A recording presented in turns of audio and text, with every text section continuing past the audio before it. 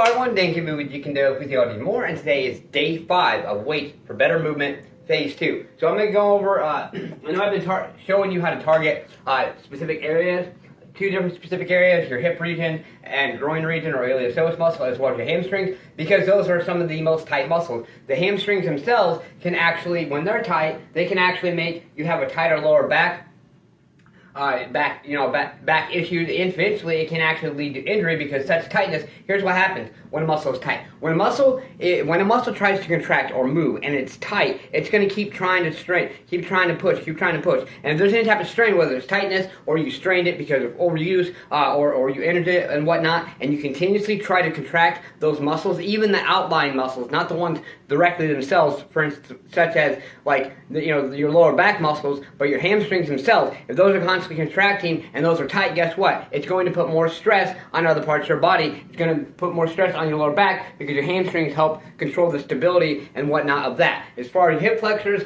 if those are tight, there's all kinds of things that can happen. Your iliopsoas muscle runs from your groin and it actually wraps around here, and so that can also cause lower back pain, obviously hip pain. It can also cause other issues as well as far as pinching a nerve. So this is why we must keep our hips, our groin, and our hamstrings as mobile and loosened up and flexible as possible. So, with the hamstrings, I've showed you these specific exercises, excuse me, while using, if you're flexible like me in your hamstrings, obviously, like I said, while using, a footstool or some type of prop to help keep you up there. And just to kind of reiterate, okay, so we're going to go down here, we're going to do somewhat of a ballistic because my muscles are warm. Remember, when you're using weight, you want to make sure you warm your muscles up thoroughly too. So, and then back up, and then go down and just hang for about 10 seconds. And just let the weight just slowly pull you down and just ease that tension out.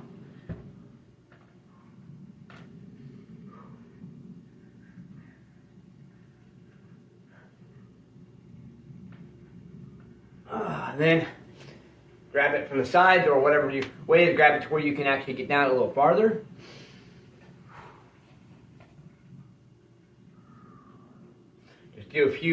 Just hold for a few seconds on these ones until the last one.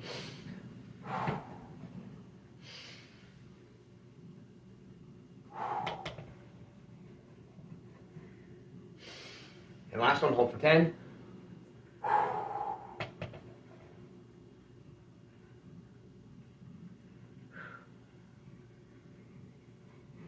Now, you're probably wondering why I'm going over exercises that I've already shown you. It's because I'm going to show you how to change it up a bit. You can either do where you cross over here, and you can hold for a few seconds, boom. Just make sure you cross back over the other side to target the other hamstring.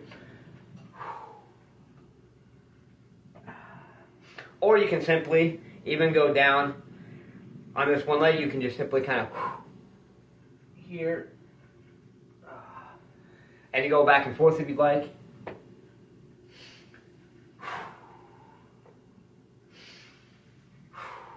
And then once again, on these ones, if you're more flexible in hamstrings like I am, boom, here.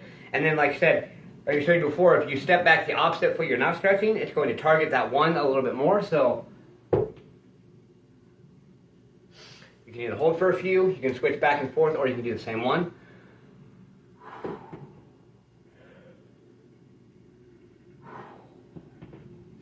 We'll do 5 each side, and on the 5th one, we'll hold for 10.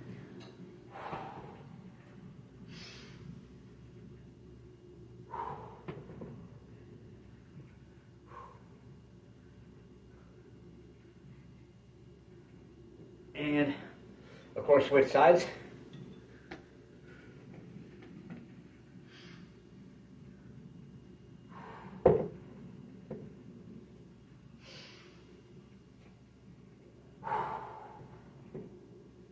Now, when you're doing this, once again, you want to let the weight pull you down. You don't want to pull back with tension, you just want to let it. You just want to let it slowly and gradually pull you down. Just go down.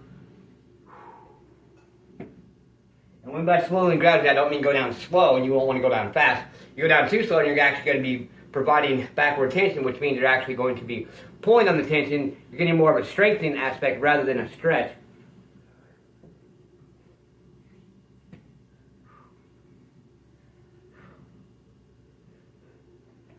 Okay, the same thing with these ones. If you'd like, you can go back and forth or go back to the other side and you can cross over here. Maybe do 5 times each side. That should be sufficient. I'm feeling my muscles loosen up already. And my hamstrings were still a little tight from Wednesday. But I went for a long run on Wednesday, as well as did some good amount of kicks, a little bit of weight training, some other things. So you're going to slowly feel it loosen up. 2, I think that's 2, yeah. 3, 4, hold for 10 on the 5th one. Okay.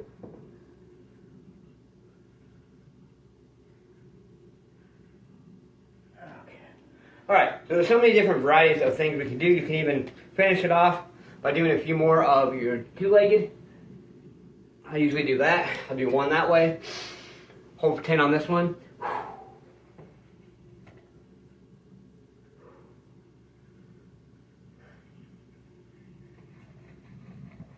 Come up. 1 more time, get a good loosening up there. And there you go.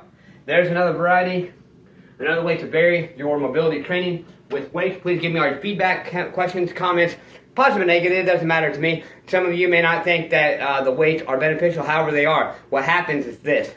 When you do not put your body, your muscle joints, tendons, and ligaments against a resistive force over a period of time, they will break down, they will weaken. That's why people who get older in their 60s, 70s, and 80s, their bones get so brittle. It's not just because they have so-called age and whatnot. It's because they are not putting their bodies against a resistive force to strengthen them. That's what weights do. It's actually very beneficial. It is a good stress on the body, as long as done properly in gradual progression. So you got to stay motivated, believe in yourself, believe you can do it, and believe that you deserve it. Let's get out there, let's go, smash, punch, kick that like button, just don't break it. Let's get out there and do something. Do more than what you did yesterday, get your ass up today. Push yourself, let's go.